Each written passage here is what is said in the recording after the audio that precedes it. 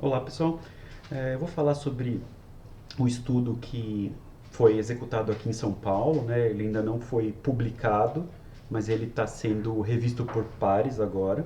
Mas normalmente eu espero a publicação para falar de um estudo, sobre algum estudo, mas como esse estudo foi feito por um colega eu conheço ele, e confio bastante na competência dele, então foi falado sobre ele no Jornal da USP, e eu achei que eu poderia trazer as informações para vocês também, embora a imprensa leiga já tenha falado sobre isso nesses últimos dias, né?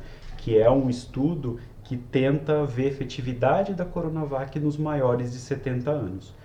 Por esse estudo, a efetividade da vacina, ela beirou mais ou menos os 42%. Então, como que eles fizeram? Eles pegaram os idosos, né?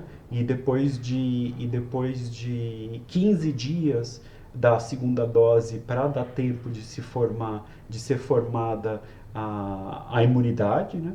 Eles viram como foi a incidência de doença e chegaram à conclusão que a efetividade é em torno de 42%. Qual que é a importância de entender isso? Se a gente levar em conta o estudo que fez com que a vacina fosse liberada pela Anvisa, naquele estudo a efetividade é um pouco maior de 50%. Então, quando bate no indivíduo mais idoso, não é incomum que a efetividade da vacina seja um pouco menor quando a gente compara em indivíduos mais jovens. Então, se a gente colocar que a efetividade na população geral foi assim, um pouco acima de 50% e a efetividade nos maiores de 70 anos está em 42%, é compreensível. É compreensível isso. Se a gente pega as outras vacinas, acontece a mesma coisa. Quando a gente pega uma faixa etária específica para tentar fazer esse tipo de medida. Então, as vacinas, quando a gente leva em conta o indivíduo jovem e sem nenhuma comorbidade, elas têm uma maior efetividade de quando a gente pega um indivíduo mais velho e ainda acompanhado de outras comorbidades. E como que a coisa e o que que vale a pena a gente ter em mente daqui para frente? Que é o que eu venho falando sempre. A melhor vacina é aquela que consegue chegar no nosso braço, a gente tem que continuar se vacinando. Se a gente conseguir uma boa imunidade de rebanho, ou seja, se uma grande quantidade da população tiver vacinada, esses 42% de efetividade vão ser o bastante para impedir que o coronavírus continue progredindo. Então, essa efetividade vai ser o bastante desde que toda a população esteja vacinada em volta, que é o que a gente está tentando fazer o mais breve possível. A gente ainda enfrenta vários problemas de vacinação, porque a gente ainda não tem vacina para todo mundo, a gente ainda tem problemas que a população ainda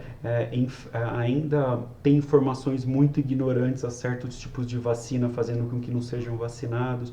Então, tudo isso prejudica o andamento da vacinação do Brasil, que é isso que a gente está vendo na prática. E quando a gente chega numa vacina com uma eficácia menor, é mais um fator que vai fazer a gente demorar para sair dessa situação, a não ser que a gente tenha vacinas de maior eficácia pegando o resto da população. Então, as pessoas com uma vacina de maior eficácia acaba protegendo as pessoas com a vacina de menor eficácia e no final tudo se acaba se equilibrando.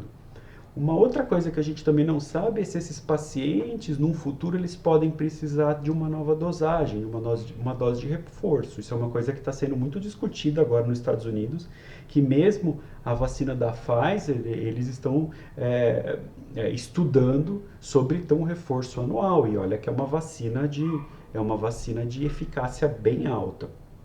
Então, o que a gente vai acabar acontecendo na prática é que as pessoas vacinadas vão acabar se protegendo pela imunidade de rebanho se a gente chegar num número alvo de pessoas com vacina, que isso que está muito devagar ainda no nosso país.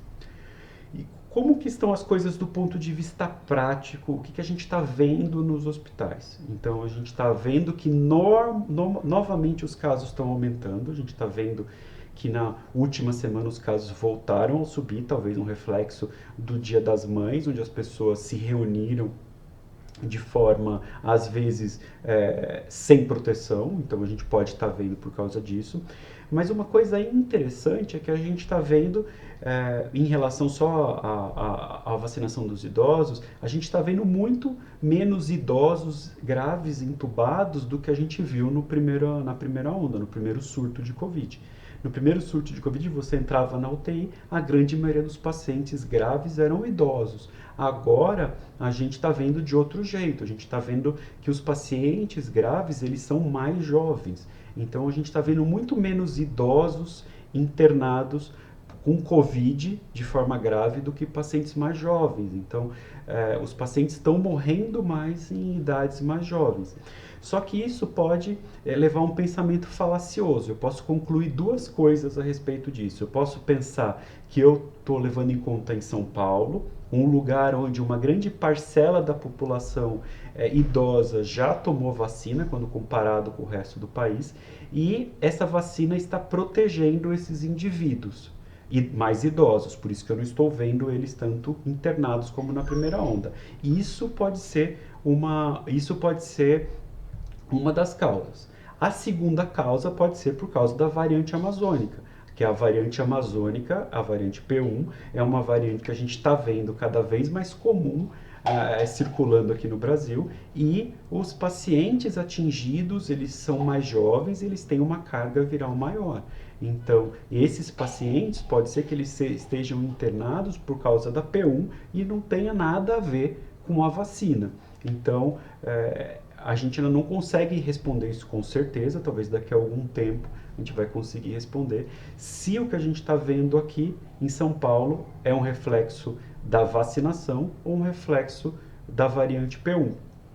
Mas o que precisa ter em mente é que enquanto a gente não, como população, não chamar para a gente a responsabilidade de que a gente precisa se proteger, a gente precisa evitar aglomerações, a gente precisa usar máscara e a gente precisa se vacinar, independente de qual vacina esteja lá no posto de saúde, não dependendo da vacina ir embora e não tomar. Então, enquanto isso não acontecer, a gente ainda vai continuar nessa situação do Covid por um tempo. Obrigado a todos que me acompanham e, por favor, indique esse vídeo a um amigo, tudo, para a gente tentar fazer com que chegue no maior número possível de pessoas. Obrigado.